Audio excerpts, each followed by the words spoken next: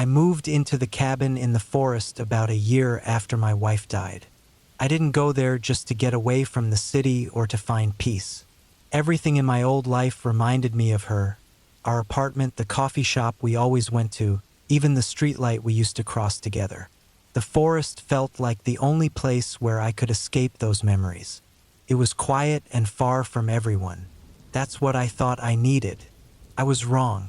The cabin was small but strong. It had one bedroom, a tiny kitchen, and a wood stove that made creaking sounds when the cabin cooled at night. The first few weeks were uneventful. I spent my days cutting wood, repairing things, and walking through the forest trails. At night, I sat by the fire, staring at the flames until I couldn't keep my eyes open anymore. But the calm didn't last. It started with little things. I'd hear twigs snapping outside when the woods should have been quiet. Once, I noticed footprints in the snow that didn't match mine. Another time, I found a candy wrapper near the back porch, but I didn't recognize it. At first, I told myself it was animals. The forest had plenty of wildlife, but it didn't feel like animals. One night, I woke up to a loud thud on the side of the cabin. My whole body froze, and I lay there holding my breath, listening. After a few seconds, it happened again. Another heavy thud, and then silence. I didn't move the rest of the night. I sat up in bed with the axe I kept nearby, gripping it so tightly my hands hurt. Nothing else happened that night, but I didn't sleep. The next morning, I checked the outside of the cabin. Near the back wall, I found a deep mark in the wood, as if someone had hit it with something sharp. I tried to convince myself it had been there before, but I knew it hadn't. From that day on, I felt like I was being watched. I couldn't shake the feeling, even during the day. I stayed close to the cabin and avoided the trails. I set up some traps around the area, hoping to catch whatever or whoever it was, but the traps were never triggered. Every night, I locked all the doors and windows. Still, I barely slept. Then, one afternoon, I saw something that made my stomach sink. In the snow behind the cabin, someone had written the word, "leave," using a stick. The letters weren't straight, but I could read them clearly. My chest tightened as I looked around the trees, but the woods were quiet. Too quiet. That night, I didn't light the fire. I didn't want whoever or whatever was out there to see me. I sat in the dark with my axe in my lap, listening to every little sound. The hours crawled by, and just as I thought I might make it through the night, I heard it. A heavy thud on the wall, followed by another. My hands started shaking, but I didn't move. The sound shifted. It was at the front door now. Slow, steady knocks echoed through the cabin. My heart pounded as I sat there, gripping the axe, not even daring to breathe. The knock stopped, but then I heard something worse. Breathing. Deep, slow breaths, just outside the door. I don't know how long it lasted. Felt like hours. Eventually, the breathing stopped, and everything went quiet again. But I couldn't relax. I knew I wasn't alone out here, and whoever it was, they wanted me gone, or worse. As soon as the sun came up, I packed a bag with whatever I could carry. I didn't take much. I just wanted to get out. The whole time I walked through the snow, I felt like I was being watched. Every now and then, I'd glance back, but I never saw anyone. Still, I could feel them. I finally reached the edge of the forest by evening, exhausted and on edge. I turned on my phone for the first time in weeks. As I scrolled through the notifications, one caught my eye. A news alert about a missing person. They'd last been seen hiking in the same forest where I'd been staying. My stomach turned as I thought about the footprints, the noises, the marks on the cabin. I knew now that someone had been out there the whole time, watching me. But it wasn't just one person, was it? As I stood there, staring back at the trees, I noticed something I hadn't before. Between the branches, barely visible in the fading light, were shapes, figures. They weren't moving, but they were there, watching, waiting. I turned and walked away as quickly as I could. I don't know who or what they were, but I do know one thing. They weren't just scaring me. They were waiting for the right moment to make sure I didn't leave alive. And I have no doubt they're still out there, waiting for someone else to stumble into their woods.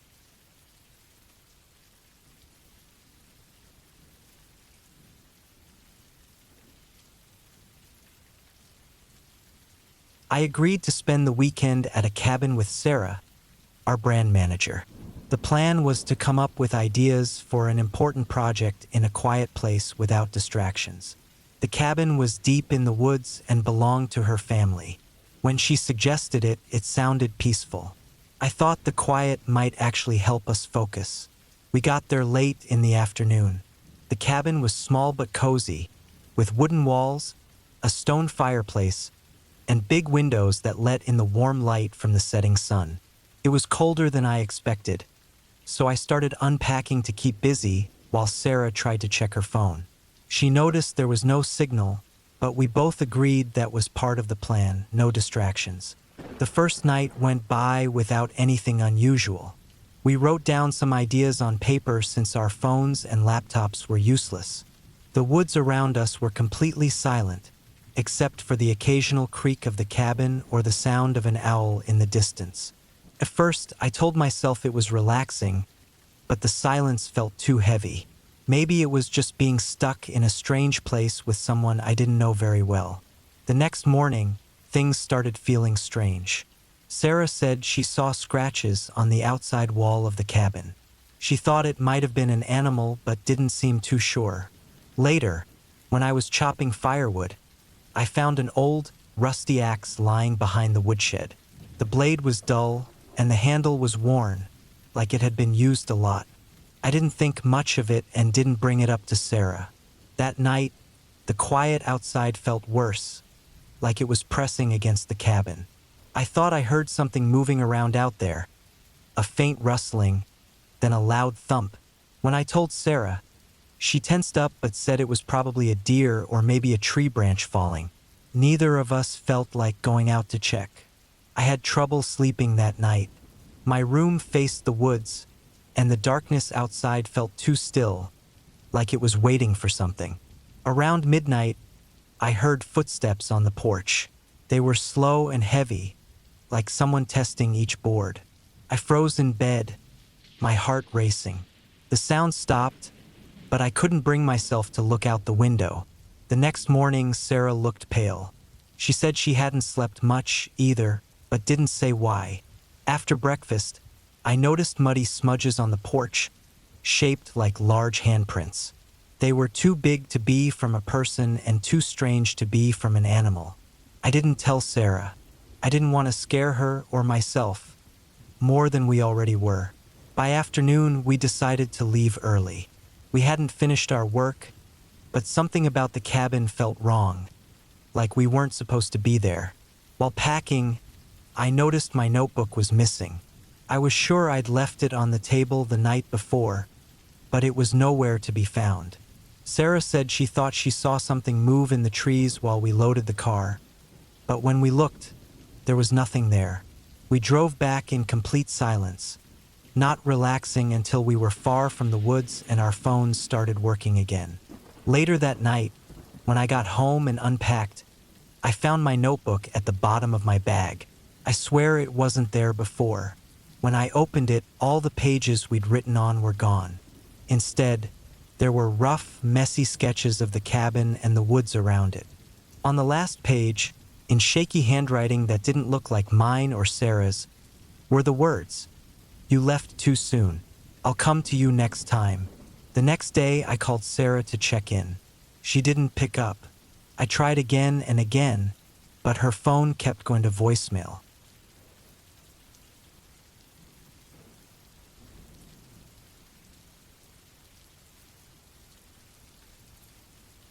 I'd been an agent for 12 years. I'd handled drug raids, kidnappings, and people who could kill without a second thought. After all that, I thought nothing could shock me. But this case was different. It started like any other, a report about a missing person. A 27-year-old woman vanished from her cabin in the woods. No signs of a fight, no clear reason, just gone. My job was to check out the cabin and see what I could find. I got there in the late afternoon. The cabin looked normal enough. A small wooden house surrounded by thick trees. The air was cold and silent, the kind of quiet that feels wrong. I parked my car a bit away from the cabin and walked up a dirt path, not wanting to mess up anything important. The front door wasn't locked, which seemed odd. If you lived alone in the middle of nowhere, wouldn't you lock your doors? I opened it carefully, making sure not to touch anything. Inside, the place was almost too clean. A book was open on the coffee table, and a cup of tea sat next to it. The tea was old, covered in mold, but it was like whoever was there had just gotten up and left. I checked every room. The bedroom was untouched, and the kitchen didn't stand out. But when I opened the door to the small back room, I froze. The smell hit me before anything else. Blood. The floor was stained dark, and I could see marks leading from the room to the back door. Drag marks. My stomach turned. There hadn't been any reports of a body or even signs of an attack. I followed the trail outside, down a small hill and into the woods. It was getting dark fast, and the trees made it hard to see. I pulled out my flashlight and kept following the marks. They ended suddenly at a pile of rocks. My heart started racing when I noticed the dirt around the rocks looked like it had been moved recently. Kneeling down, I brushed away the dirt with gloved hands. I didn't expect what I saw next.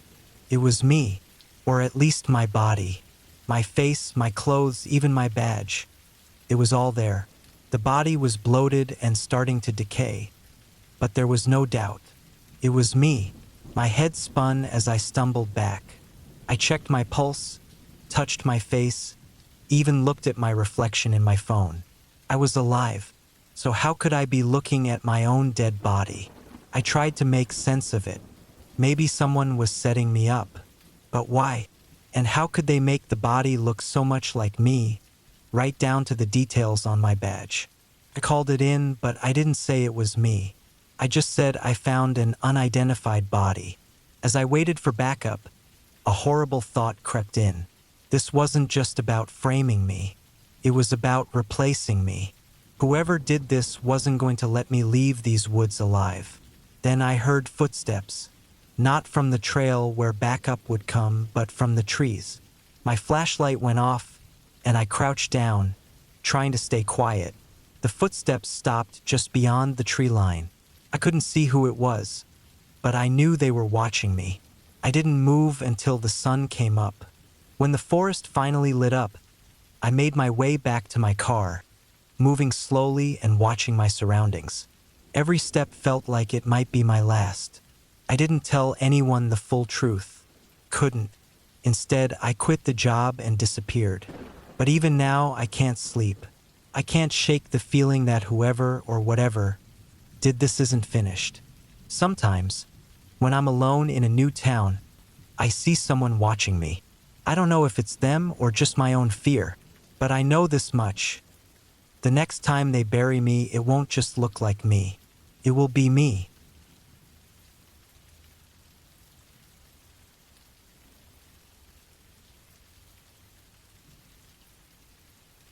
I've always trusted my husband. He's been a cop for years, and it's made him calm when things get stressful and good at noticing things others miss. So, when he suggested we spend a weekend at a cabin in the woods to relax, I didn't think twice. A break from the city sounded like a great idea. The cabin was about 2 hours away, deep in the woods. It was small but comfortable, surrounded by tall trees that swayed in the wind. The air smelled fresh, and the quiet was almost too much. We spent the first day taking it easy, enjoying the peace and the fact that we had no cell service. That night, as I was almost asleep, my husband got out of bed. He didn't say a word. He just grabbed his flashlight and gun and walked out of the room quietly. I didn't ask what was going on. I trusted him. He'd always told me that if something didn't feel right, I should let him handle it. I lay there for what felt like forever, staring at the ceiling. Every creak of the cabin and gust of wind against the walls sounded louder than it should. I kept telling myself he'd be back soon, but as more time passed, I started feeling nervous. Something didn't feel right. Eventually, I couldn't wait any longer. I got up and looked out the window. His flashlight beam flickered near the edge of the trees, moving slowly. He was out there, but he wasn't coming back inside. That's when I knew something was wrong. I threw on my coat and boots and stepped outside. The air was freezing, and the darkness felt like it was pressing down on me. I walked toward the light, calling his name softly even though I knew he wouldn't answer. As I got closer, I saw he had stopped moving. The flashlight was pointing at the ground. When I reached him, I stopped. He was crouched down, staring into a small hole that looked freshly dug. Inside the hole was a plastic bag, the kind you'd use for heavy trash. He wasn't saying anything. His face was blank, but I could see his jaw was tight. I asked him what he'd found, but he didn't even look at me. Instead, he pulled the bag out of the hole, being careful not to tear it. It was heavy, and part of it had already ripped. I could see something dark and stained inside. I didn't need to ask what it was. My stomach turned as I realized it wasn't trash. Finally, he stood up and looked at me. His face was pale, and his eyes didn't look like his anymore. "We're leaving," he said quietly, his voice shaking just enough for me to notice. We hurried back to the cabin, leaving the bag behind. He locked the door and started packing our stuff without a word. His hands were shaking as he stuffed clothes into our bags. I tried to ask him what he thought was in the bag, but he didn't answer. Within minutes, we were in the car, driving away in silence. After we'd been driving for a while, he finally spoke. He said the bag looked like it had been buried recently and that it wasn't something left behind by a hunter or camper. He'd found footprints near the hole, leading away into the trees. Whoever buried it had been there not long before us. I didn't ask any more questions. I didn't want to know the answers. The look on his face told me enough. We never told anyone about it. He said it was safer to leave it alone, and I didn't argue. I trusted his experience, but I could tell it was something he didn't want to think about anymore. That night, back home, he checked every lock in the house twice. Then he sat at the kitchen table for hours, staring at nothing. Couldn't sleep. Every noise in the house felt louder, sharper, like someone or something was watching us. I tried to push it out of my mind, but a part of me kept going back to that bag. What was in it? Why was it buried there? And who was walking around out there in the woods so close to our cabin? The scariest part wasn't the bag, though. It was the way he acted afterward. My husband, who had always been calm and sure of himself, looked scared. Not just worried, scared. It was the kind of fear I hadn't seen in him before, and I didn't know what to do with it. We haven't talked about it since, but I know he's still thinking about it. Every time we hear something strange outside, he freezes for a moment, like he's waiting for something to happen. And sometimes, late at night, I catch him standing by the window, staring out into the dark, his hand resting on the gun he keeps on the table. Whatever was out there that night, it didn't stay in the woods. It's with us now, sitting in the quiet moments, in the shadows of our home, waiting.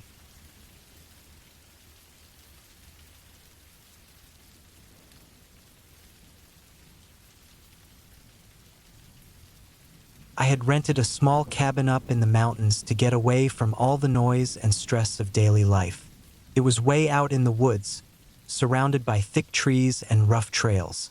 The closest neighbor was miles away, which sounded perfect at first. At least I thought so. As soon as I got there, the weather took a turn. The rain started as a light drizzle but quickly turned into a heavy downpour. By the time night fell, it was pouring so hard it felt like the rain was trying to break through the windows. The wind howled through the trees, making them creak and groan like they might snap in half. I sat inside by the little fireplace, wrapped up in a blanket, listening to the storm as it raged outside. The cabin was small and simple, no TV, no Wi-Fi. My phone barely had a bar of signal, and even that came and went. To pass the time, I tried reading, but I kept glancing out the window at the woods. The rain blurred everything, but I could still make out the dark shapes of the trees. At first, the isolation felt peaceful, even calming. That changed around midnight. I heard something outside. It wasn't the rain or the wind. It was different. A dull thumping sound, steady and deliberate. It sounded like footsteps on the wooden deck that ran around the cabin. I froze and listened, my heart pounding. The sound stopped. I told myself it was probably just the wind knocking something over, but I couldn't shake the feeling that it wasn't. My whole body was tense. A few minutes passed, and then I heard it again. Thud, thud, thud. Slow, heavy steps like someone walking carefully, trying not to be heard. I grabbed my flashlight and turned off all the lights in the cabin. I thought if it was dark inside, they wouldn't be able to see me.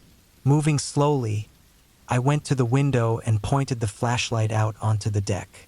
Nothing. The rain smeared across the glass, making it hard to see, but I could tell there was no one there. I backed away from the window, my hands shaking. Maybe it was an animal, but the sound was too heavy. A deer wouldn't sound like that. Then I heard another noise, this one closer. A faint metallic clink, like something tapping the doorknob. My stomach dropped. I hadn't locked the door. I crept to the door as quietly as I could, my heart hammering in my chest. Just as I reached it, the knob started to turn. My hands shook as I twisted the lock.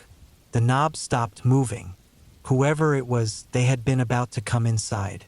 I stood there, holding my breath, listening. For a moment, all I could hear was the rain and the wind. Then, I heard the footsteps again, slow and heavy, moving away from the door. I stayed frozen, afraid to make a sound. Minutes passed, but it felt like hours. Then came a loud, splintering noise from the side of the cabin, wood breaking. My stomach sank as I realized what it was. The storage shed, just a few feet from the cabin. Someone was prying it open. I wanted to call for help, but my phone had no signal. My only choice was to stay inside and wait or go out and face whoever was out there. I grabbed the biggest knife I could find in the kitchen and sat down by the door, trying to stay calm. The noises outside didn't stop. I heard things being dragged across the deck and the sound of boots moving back and forth. It felt like they were taking their time, like they knew I was trapped and scared. That made it even worse. And then, just like that, the noises stopped. The rain softened to a light drizzle, and the rest of the night passed in silence. When the first light of dawn came through the windows, I finally worked up the nerve to go outside. The deck was covered in muddy boot prints that circled the cabin. I followed them around to the storage shed. The door was hanging off its hinges, and the tools inside were scattered everywhere.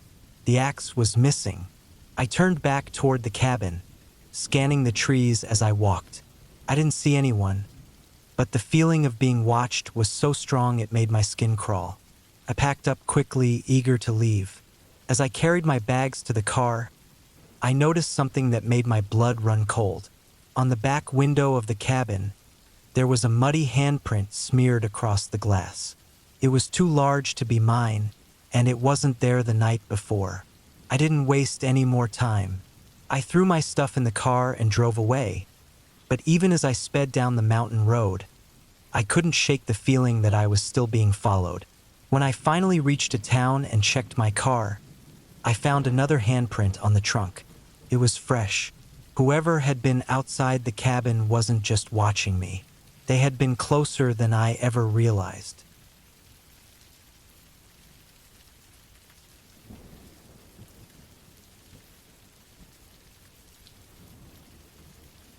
I had been looking forward to this trip for a long time. It was just going to be me and my dog, Max, at the cabin for the weekend. I needed some peace and quiet, away from everything. The cabin was deep in the woods, miles away from any neighbors. As soon as I pulled up to the old cabin, Max started barking with excitement. He loved being out in nature, and I could tell he was already loving the fresh air and the chance to sniff around. I unloaded the car, checked the doors and windows, just to be safe, and got everything set up. The sun was starting to set, and the woods around the cabin grew darker and quieter. Max and I went for a short walk before dinner. It was the kind of peaceful walk I had been hoping for. The only sound was Max's paws crunching the leaves on the ground, with the occasional rustle of the trees. The world felt calm, but it was also a little too still. Back inside the cabin, I got a fire going in the fireplace. It felt good to be warm, with the cold night air just outside. I fed Max, then sat down to eat. It was really quiet, too quiet. After a while, I noticed Max acting strange.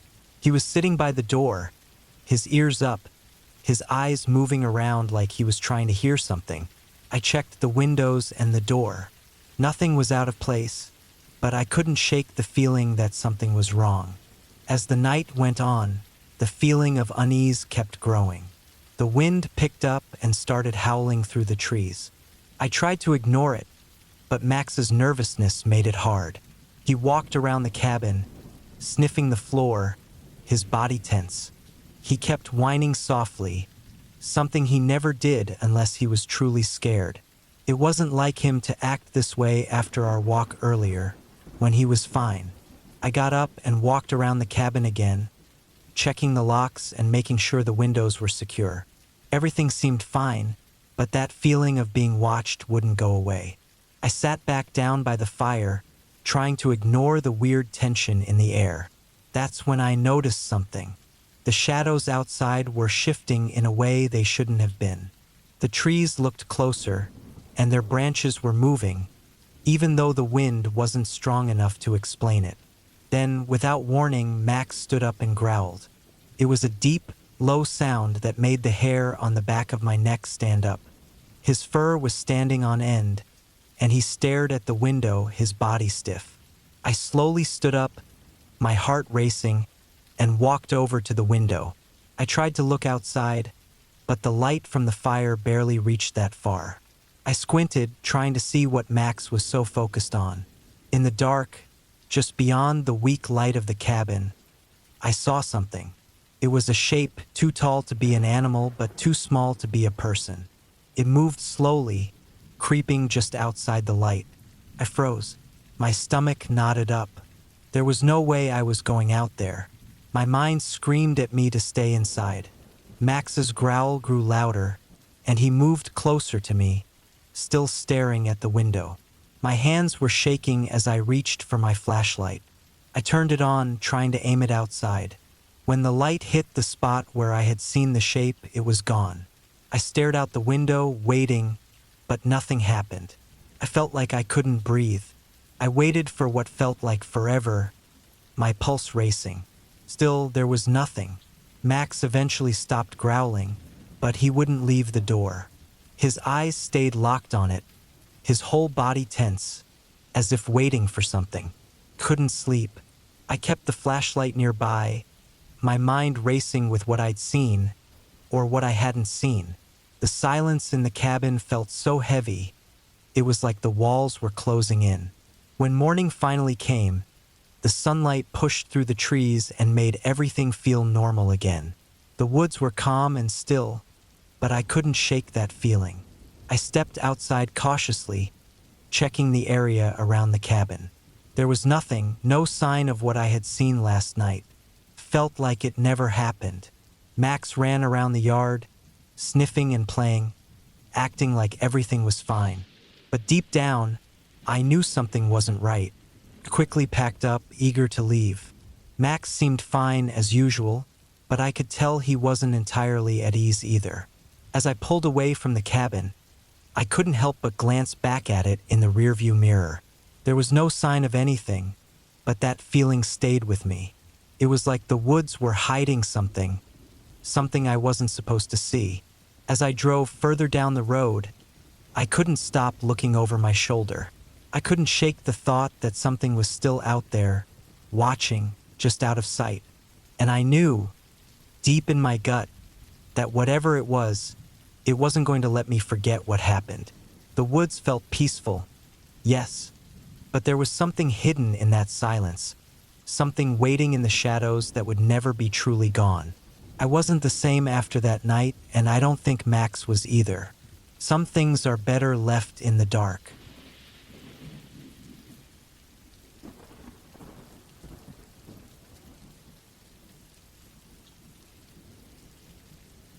I went up to my grandma's cabin in the woods for the weekend.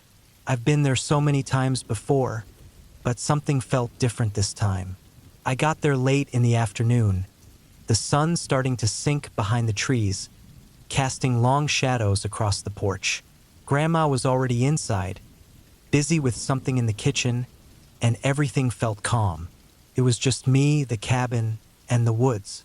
I unpacked quickly and put my stuff in the small bedroom at the back of the house. The windows were wide open, letting in the cool air, and I could hear the soft sound of leaves rustling outside. I always liked how quiet it was here, away from all the noise of the city. As the evening went on, though, I started to feel strange. It was hard to explain at first, but it was like someone was watching me. It was a small feeling at first, like a weird chill that wouldn't go away. As the night got darker, the feeling got stronger. I tried to ignore it, telling myself it was all in my head. I had stayed at Grandma's cabin so many times before, and I'd always felt safe. There was no reason to worry now. Around midnight, I was in bed, in the dark. The cabin was completely silent, and it felt almost too quiet. Then, out of nowhere, I heard it. A faint scratching noise at the window. It wasn't loud, but I definitely heard it. My heart started to race. I told myself it was probably just an animal, maybe a squirrel or a bird, but then it happened again. The noise was louder this time, like something was dragging its nails across the glass. I froze, unable to move. My breathing became quick and shallow. The hair on the back of my neck stood up. I slowly got out of bed and crept to the window, trying not to make any noise. I peeked outside, but all I could see was darkness and trees. I told myself I was overthinking it, but the feeling of being watched didn't go away. It just kept getting stronger. I went back to bed, trying to ignore the sound, but it didn't stop. It kept coming, slow and steady, like something was walking around the cabin, scratching the window, moving from side to side. My eyes were wide open now, my mind racing with thoughts of what it could be. Maybe an animal was out there. Maybe someone was messing with the cabin. But no matter what I told myself, I couldn't shake the feeling that I wasn't alone. The next morning, I went outside to check around the cabin. I expected to see something, maybe a broken branch or footprints, but there was nothing. The window I'd heard the noises at was perfectly fine. No scratches, no signs of anything unusual. But then I walked around to the back of the cabin, and my stomach dropped. The ground was messed up, like someone had been walking around the cabin in the middle of the night. The dirt was trampled, the grass bent down in places. The path led straight into the woods. I stood there for a while, my heart pounding in my chest. I knew someone had been there. I didn't know who, and I didn't know why, but I knew they had been too close to the cabin, watching me, maybe even waiting for me to fall asleep. I couldn't shake the feeling of eyes on me, not even now. I didn't stay much longer. My mind wouldn't stop racing, and I couldn't stand the thought of being there anymore. I packed up my things quickly, not even saying goodbye to Grandma. I didn't want to believe it, but I couldn't ignore the feeling that someone was still out there, too close, waiting. On the drive home, I kept glancing in the rearview mirror, half expecting to see a shadow or figure following behind me. The woods felt like they were closing in, like something was waiting just beyond the road, watching. By the time I reached the city, I tried to tell myself that I was just being paranoid, that my mind was playing tricks on me. But deep down, I knew something was wrong. I didn't even tell anyone about what happened. I didn't want to sound crazy, but the truth is, I never went back to Grandma's cabin. Couldn't. That feeling never left me. It was like there was something out there in the woods and it knew I was there. The worst part? I still don't know who or what it was, but every time I think back to that weekend, I remember the scratching at the window, and I can't shake the feeling that whatever it was, it's still out there waiting.